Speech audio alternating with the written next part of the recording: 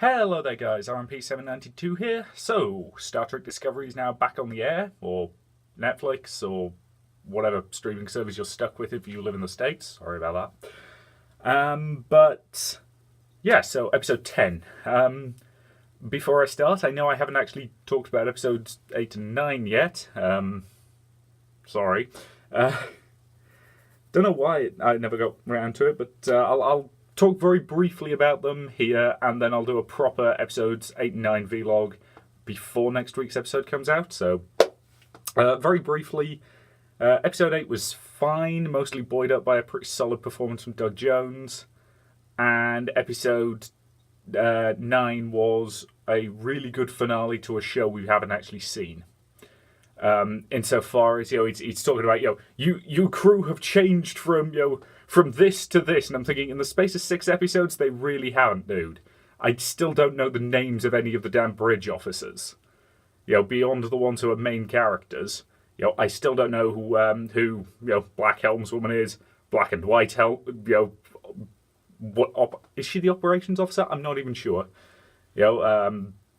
Cyborg Redhead. I still don't know who any of these people's names are, because I can't remember them ever being said aloud on screen. Except maybe when when Lorca said it once or twice, but give these people something to do, for God's sake. Anyway.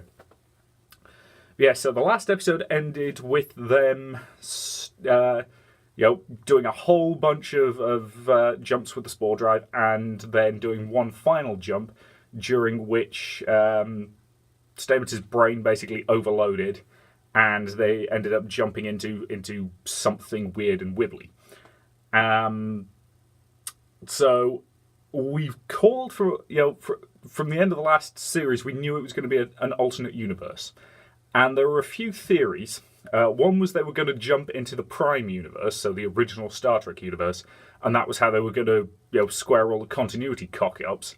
Would be this was actually taking place in a slightly different timeline, but now they're in the main timeline. Which would have been a bit hand-wavy and a bit jank, but it might have worked. Probably wouldn't have worked. The other going theory was, this is going to be the Mirror Universe or something like that, which just raises a whole complete mess of continuity problems, because the first time that they encounter the Mirror Universe, or that people cross over to the Mirror Universe, I should say, is supposed to be when Kirk does it. So unless nobody ever, that wouldn't work unless nobody ever realised, that they were fakes, from a parallel universe, which they might get away with. I don't know, but so we start off with them trying to figure out what the hell's going on, and meanwhile, oh yes, I was right. Lieutenant Tyler is indeed Vok. However, we kind of realised at the end of the previous episode that he's had his brain futzed with the point where he doesn't know he's Vok. Which is an interesting direction to take it. And things we did not need to see in the last episode. Gratuitous Klingon rape. Yeah, don't do that again, Discovery. I appreciate you're trying to be a bit more hardcore and edgy and all that crap, but don't bloody do that again. Because I did not need to see that. Anyway. But yes, so he basically goes back to L'Rell, and she utters what is presumably meant to be his activation phrase, which is it's a prayer to Kahless, basically. Which, given that they were part of a crazy religious sect, does make an awful lot of sense. I'm fine with that. And it doesn't work. And the trait thing they're obviously going with here is they did too good a job programming this personality, and this personality has genuinely fallen in love with Michael, and as such it's determined to hang on because love. I'm assuming that's what they're going with at any rate, and yeah, it's a bit trite, and love overpowers common sense, so we'll see where they go with that. Especially since L'Rell clearly has weird feelings for Vok, and again. Too much, guys. Tone it back. But yes, so ever since then, he's been having pretty major sort of PTSD flashbacks to some sort of surgical procedure, which is obviously when they turned him from a Klingon into a human. And they obviously did a thorough enough job of that standard medical scans didn't detect it, which, yeah, okay, I'm not entirely sure that's possible, given the quality of Starfleet medical scanners, but these are the people 100 years later couldn't tell when somebody was made out of gelatinous goop, so, So yes, but he's having some flashbacks and some PTSD stuff, so he goes to Dr. Culver and is basically like, what the hell is wrong with me? Could they have done, something to screw with me? So he says, okay, I'll run some tests. Does the testing stuff. And meanwhile you've got, Stamets is in a sort of semi-coma and is generally being a bit weird and keeps shouting stuff like, don't go in the palace. So he's definitely untethered in time. Or at least his mind is. He's clearly having flash forwards, flashbacks, and we've had hints of that, especially in the time loopy episode when he was kind of removed from the time loop itself, and as such he was able to. I've just realised something. Not important. I've just realised something, but it's not important at the moment. Anyway, so flashbacks, flash forwards, all that kind of stuff.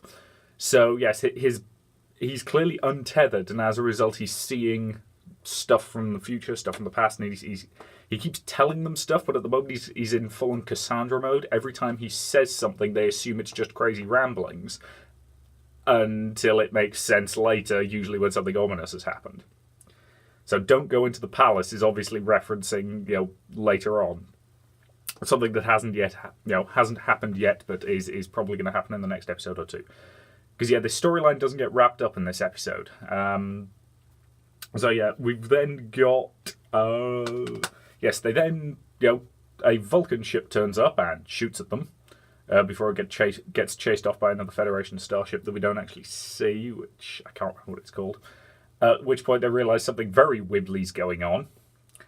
And, they're in the mirror universe. This show really does not give a toss about continuity, which is something of a problem for somebody like me, because massive continuity nerd. I mean, there is literally a copy of the Nitpicker's Guide to Star Trek, the original series, and Nitpicker's Guide to Star Trek The Next Generation, just on a shelf slightly out of view. And if they'd ever made ones for the other 3 Star Trek shows, we'd have bought those too. So... nitpicking's fun, continuity, screw-ups are fun, and a show like this was always going to happen. Enterprise had this exact same damn problem, in that it was a continuity nightmare that took us years to square away and figure stuff out. So they are in the mirror universe, the universe of evil beards and midriff tops, and disappointingly, nobody has either. Seriously, I don't recall seeing a single person with an evil beard. Now, granted, that's because most of the time we're actually on board the Discovery, and we only really see their mirror universe counterparts a little bit, namely later on in the episode where they have to board an ISS ship. And they basically find out that in this universe, the Discovery is captained by Captain Tilly. I'll admit I kind of love this. Right down to the fact that I was just looking at the photo going, ooh, blonde hair. That wig must have been interesting. So she has to fake it, and she's really terrible at it at first, and she kind of gets into it later, and it's kind of fun. Especially the bit where they're going through, your list of pseudonyms includes the Butcher of such and such, the Tyrant of wherever, and Captain Killy. That one's not very imaginative. And you could just see the writer just came up and it was like, okay, this is perfect, but it's also cheesy. I need to hang a lantern on this. But no, evil Tilly is quite fun, and they basically implied that they've swapped places with this universe's Discovery, so they're unlikely to run into each other. Which I kind of want to see Captain Tilly face off against Captain Tilly, which one of us is actually really the evil one, sort of situation. But there's often swapping when this occurs. I mean, the original Mirror Universe story is basically Kirk. Who is it? It's Kirk, Bones, Uhura, Scotty, and feel like there's one more, but I can't remember who it is. Might just be those four. Anyway, and accidentally end up swapping with their mirror universe counterparts. So yeah, it's all good. And yes, so they managed to recover a data core from a destroyed ship that gets them at least some intel, and they find out about the Defiant. For anyone who hasn't bothered watching Enterprise, this is from a season 4 story where Enterprise was good, and they did a 2-parter set entirely in the mirror universe, where it's alternate universe Captain Archer and his crew. Well, he's only a commander in this version. Admiral Forrest is actually in charge of the ship, but anyway. So it's actually a really quite good, quite fun 2-parter. But in that, the basic premise is that the Tholians have acquired a ship, the USS Defiant, a Constellation-class starship that turned up in the Tholian Web in the original series. And the thing about the Tholian Web was, the whole point was the Defiant was vanishing into this weird spatial anomaly thing. And this episode basically explains that that spatial anomaly was caused by the Mirror Universe Tholians. And, they found it, and then they sort of made it a bit bigger, and then they sent a signal through to try and lure a ship from the other side, because they didn't want to risk one of their own. And what they got was the Defiant, which had also been pulled backwards in time about 100 years. And the story, that 2-parter basically ends with, is mostly about Archer deciding, hey, this is great, I can take over the entire Terran Empire, this'll be awesome. And then he gets betrayed by Hoshi Sato, whose Mirror Universe counterpart is just fabulous fun. So the episode ends with her basically declaring herself Empress because she's got the most powerful ship in the galaxy and can just take over everything. It's a great way to end the episode. So in this universe, they've been deliberately not talking about who the Emperor is, or they've been very pointedly not saying who the Emperor is. It's so far as, it's a case of, the Emperor is clouded in mystery. Nobody knows who he is.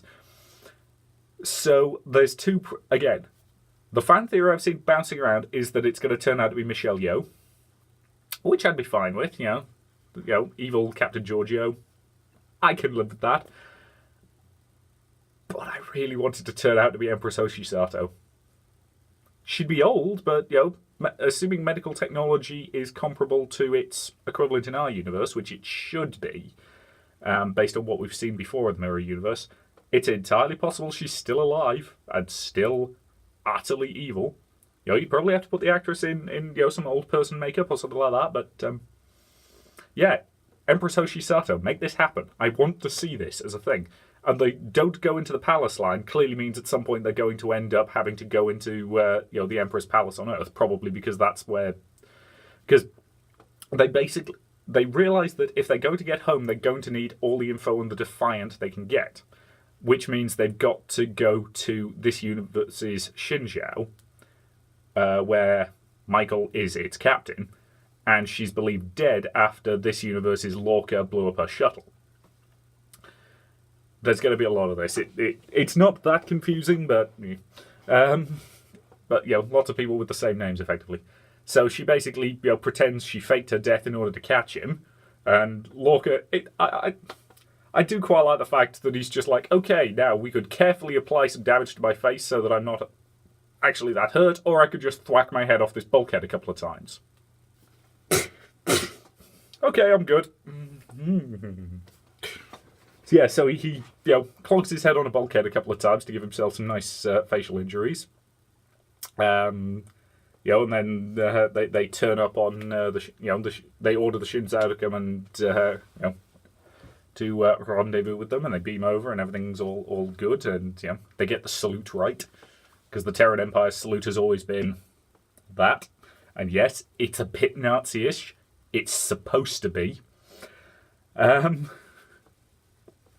yes, and during this time they've basically rejiggered the Discovery so it looks like an ISS ship. They've repainted the hull and all that, which is fine. Somehow they were able to knock up enough uniforms for the entire crew in like a day. So they definitely have replicators. Actually, to be fair, we have seen that already, which again they shouldn't have by this point. But anywho. But yes, and I'm very disappointed by the lack of bare midriffs. This is the mirror universe, for God's sake. It's the place where where every male character has an evil beard, and every female character has a bare midriff. Yes, I know I'm being sexist, but here's the thing. My solution for that is simple. Give everybody bare midriffs. I was commenting on Twitter about this. So yeah, bare midriffs for all. That's how you solve the sexism and keep the fun. Come on, who doesn't want to see, Jason Isaacs with a bare midriff, or, just for comedy? It'll be fun. Fun is important, guys. The uniforms are fine for a sort of, evil Nazi-ish take on the Discovery uniforms, but, have some fun with it, guys. Bare midriffs are awesome. But yeah, anyway, so... she, Lorca, and Tyler beam over to the Xinjiao, and they do the whole, welcome back, Captain. It's good to have you back. And we get to see the agony booths again, which have had a lot more effects added to them. Before it was just stick them in, push a button, and they start screaming. Now there's sort of electrical arcs and all that sort of over the top fun stuff, which is fine. That's effectively just an effects update. I'm fine with that. And so Lorca's not having a good time because he's stuck in an agony booth, and those aren't fun. They're not called booths of light tickling. Based on the description of how they work at Enterprise, they basically keep stimulating nerve clusters, and they keep changing what nerve clusters they're stimulating pretty much every second, so that your body doesn't have time to adjust to it. Because if you're in an immense amount of pain, your body will tone down what it feels from that one spot. Whereas if it keeps jumping around, if it keeps registering as new pain, then your body doesn't tone it down. It's the same basic way that your body can only really focus on one pain at a time.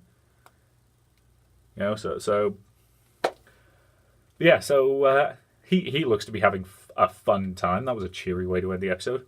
Meanwhile, Tyler's continuing to have his PTSD stuff, and and of course the new captain of the Xinjiao, who was somebody that Michael knew from our universe, Xinjiao, and incidentally, why didn't he have an evil beard? I'd have settled for an evil mustache. That would have been great on that guy. I'm not sure that guy could have pulled off a beard, but he could certainly have pulled off a proper twirly mustache. But yeah, so of course he does the mirror universe thing and tries to murder her because it's the mirror universe. If I kill you, we all go up in rank. Let's face it, that's how being a minor and that's how having a YouTube channel works. I need to find somebody more important than me to kill so I can get their subscribers.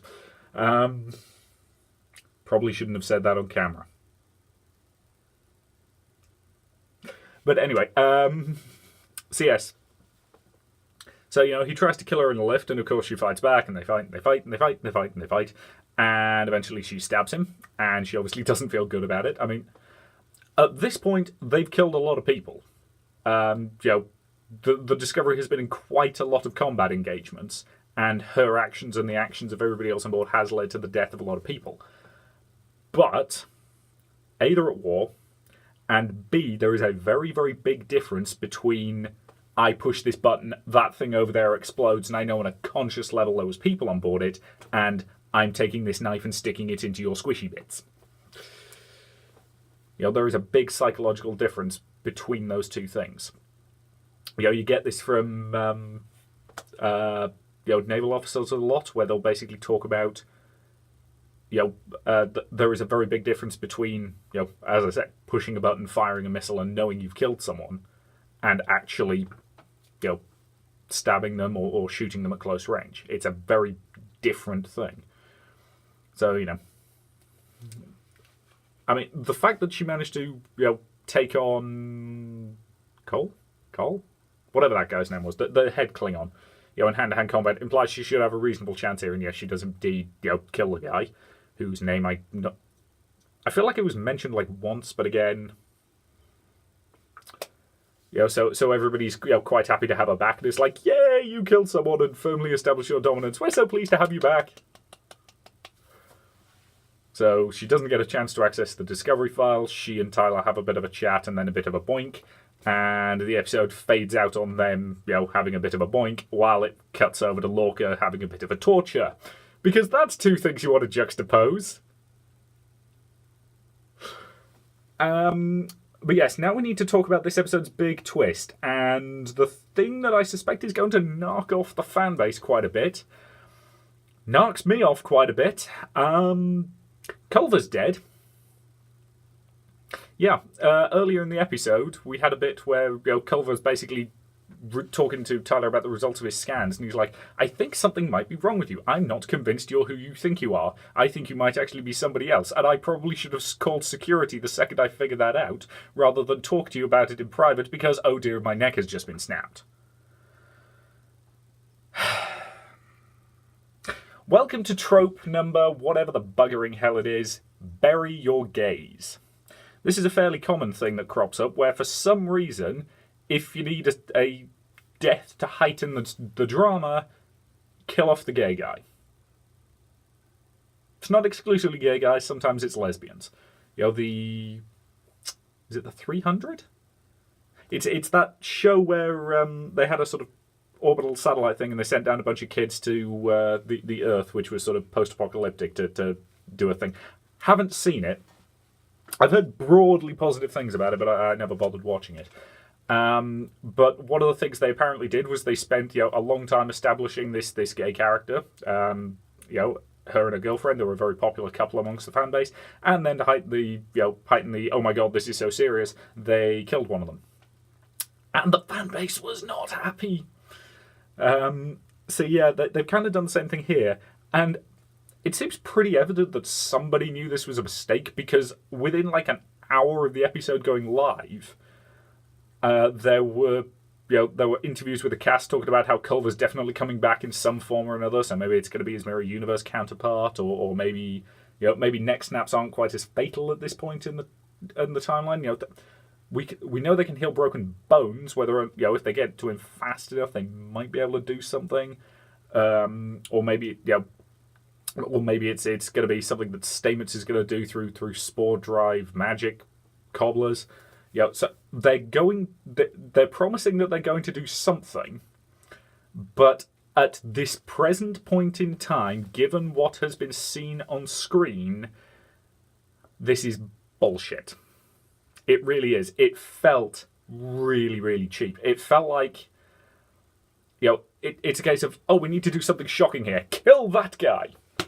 And of all the guys they could have picked, they go with the black gay character. It's not a good look, guys. I mean, Star Trek has always been a bit janky on LGBT, LGBT, stuff. You have a habit of writing somebody to be gay and then changing your mind before any of that ever gets put in. So supposedly in early drafts, Malcolm was going to be gay, and who else was it? Geordi was apparently theoretically going to be gay in some of the earlier drafts. The helmsman from First Contact, who incidentally gets turned into a Borg and then killed, was apparently going to be gay in earlier drafts. And apparently, according to canon, he still is. It's just it never got said on screen. And again, if it doesn't get said on screen, it doesn't count. So you've got a problem with this Star Trek. You always have. And you got better, having, Stamets and Culver be in a, serious, committed, loving relationship. Great move forward. Well done. Right down to the fact that, nobody in the crew gives a toss that they're, both guys, because it's Star Trek. This shouldn't be an issue for them.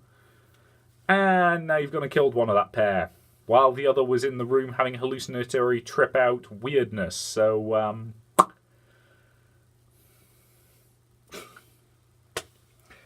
So yeah, I mean, you can fix it. Again, yeah.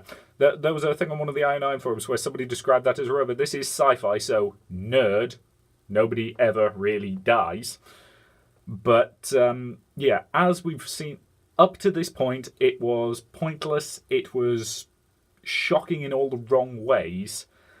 And it existed purely to go, which I didn't. All it did, it didn't surprise me. It just pissed me off. So, but no, otherwise a pretty solid episode. I'm curious to see where they go with it. I'm genuinely curious to know how long they're going to be stuck in the Mirror Universe.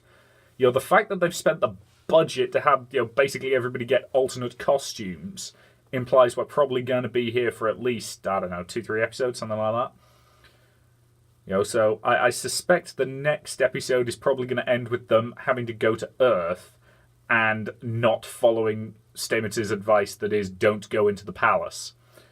Which means the end of the next episode is probably going to be the oh my god reveal about the Emperor, who I still think is going to be... I'm hoping for Empress Hoshi Sato. I'd be fine with Empress Michelle Yeoh. Otherwise, they're going to do something... Otherwise, I don't know what they do with it. You could do, oh my god, Lorca's secretly the Emperor, but that doesn't make sense given what they've already established. And other than that, they haven't established enough characters in this show for me to care. So, side note, I would have had that Vulcan ship be commanded by the Admiral. The Vulcan Admiral, who's played by... he's another character actor who turns up in an awful lot of sci-fi and fantasy type shows. He was on Defiance. He was Morgan in the Dresden Files adaptation. He's been in a lot of stuff. So yes, I would have had the captain of that ship be that Vulcan Admiral just for funsies. But that's a fairly minor point. But yeah, overall, good episode let down by a twist that was largely there in a way that just pissed me off. And I'm genuinely curious to see where they're going with this. The Mirror Universe is a place where you can have a lot of fun while also doing some fairly serious dark stuff. I mean, a lot of the DS9 Mirror Universe episodes are quite interesting, but also quite fun. Because you've got Kira vamping it up as the intendant, and you've got alternate universe Cisco who's just kind of a dick. And alternate universe Miles O'Brien, who's kind of a dick. An alternate universe Julian Bashir, who's massively a dick. Just let the characters have fun and just be colossal dicks. Tilly got a little bit of that, and yeah, it was fun seeing her, dressed up, in the blonde wig and the ridiculous sort of, ridiculous uniform with all the medals, and the actress was clearly having a lot of fun, playing slightly evil, because slightly evil is fun to play. It's the same way that if you've seen the Voyager episode Living Witness, which is the one where the Doctor, or the Doctor's backup, which would have been really convenient on other occasions, but it's a great episode, so I'll let them have it, is basically in a museum in about 1,000 years later, and they've got historical records of Voyager, and they're a bit inaccurate. So you've got an utterly evil Janeway and a version of the Doctor who's an android, and they're all clearly having colossal fun with it because they're playing basically massively evil stereotypes, and they're just having an absolute ball. So so evil is fun to play, and yeah, I'm genuinely curious to see where they go with this. So yeah, that's my thoughts on episode 10, and yeah. So, as I say, I will do a proper vlog on episodes 8 and 9 sometime this week, and I will see you next week to talk about episode 11. So, thank you very much for watching, and I'll see you in future videos.